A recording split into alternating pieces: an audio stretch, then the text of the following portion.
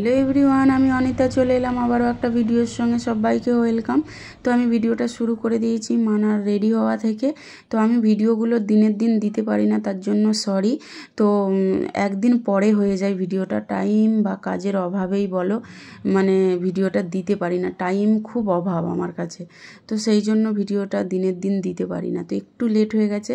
তো দেখো আমরা বকতে বকতে কিন্তু পৌঁছেও গেলাম মানার মানে ড্যান্স ক্লাসে। তো মানার ড্যান্স ক্লাসে হচ্ছে কি শ্যুট ছিল একটা, তো ওর জন্য গেছিলাম মানাকে নিয়ে। আর মা বায়না করেছিল বাচ্চাদের মতো যে আমিও যাব।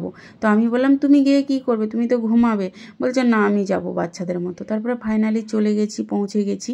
তো দেখো মানা ভাবছে আমার লেট হয়ে গেছে, দৌড়ে দৌড়ে ঢুকছে।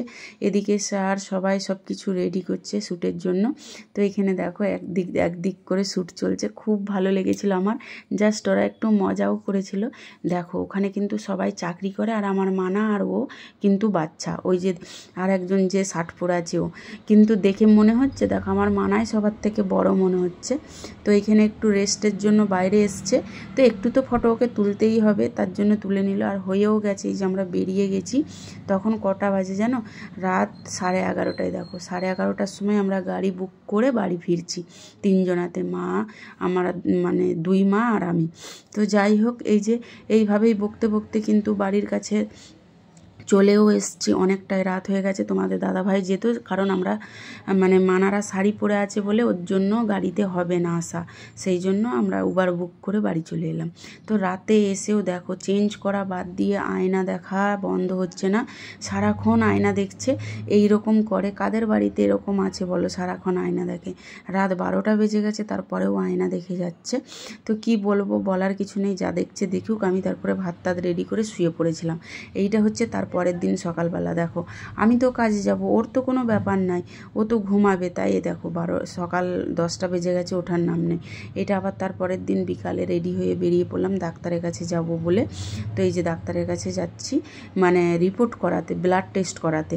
তো প্রথমে ব্লাড টেস্ট করিয়ে আনবো অন্য জায়গা থেকে, তারপরে হচ্ছে কি ডাক্তার দেখাতে যাব। কারণ এই ডাক্তারটা তো বাড়িতে বসে, সেই জন্য ওখানে ব্লাড টেস্ট হয় না। তো এখানে চলে গেলাম ব্লাড টেস্ট করাতে। তো দেখি ব্লাড টেস্ট করিয়ে কি বলে। তো গেছি, বিল করে নিয়েছি। আগে বিল করতে হয়, তারপরে ব্লাড নেয় আর কি। তো এখানে ভিডিও করতে বারণ করেছিল ব্লাড নেওয়ার সময়, তো আমরা ভিডিও করিনি ওই সময়টায়। দেখো ব্লাড দেওয়া হয়ে গেছে, আর আমার মাথা ঘুরছে, কতটা ব্লাড নেয় এখানে, অনেকটা। তারপরে চলে গেছি এক্সরের ওখানে। তো ওখানে এক্সরে করে এই যে বাড়ি ফিরে আসছি। বাড়ি ফিরছি না, মানে কিছু জিনিস কেনাকাটা করব, সেই জন্য চলে আসছি। আর হচ্ছে কি হেলমেট পরলে না চুল খুলে যায়, বিরক্ত লাগে। তারপরে চলে গেলাম এখানে।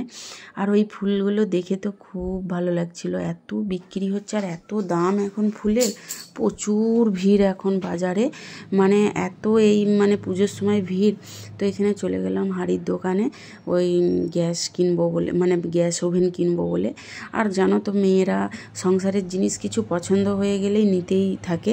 তো আমার এখানে গিয়ে অনেক কিছুই পছন্দ হচ্ছিল, কিন্তু একটু পয়সা শর্ট ছিল, ওই জন্য আর নিলাম না। তো যেটা দরকারি জিনিস যেগুলো, সেগুলোই নিয়েছি আর কি। তো এখানে ফাইনালি নেওয়া হয়ে গেছে, আর আমি দাঁড়াতে পারছিলাম না, মাথা ঘুরছিল বলে আমি বসে পড়েছি এখানে। তো মায়ের একটা জিনিস নেওয়ার খুব শখ ছিল, তাই মা বলছিল নেব। তো দেখো মাও দুটো জিনিস নিয়েছে, সেগুলো আর তোমাদের দেখালাম না। তো এখানে দেখো নতুন ওভেন এনেছি বলে একটু পায়েস বানিয়ে নিচ্ছি। আর মানার জন্মদিনে তো আমরা পায়েস খেতে পারিনি, তোমাদের দাদাভাই আর আমি। তো ভাবলাম চলো একটু পায়েস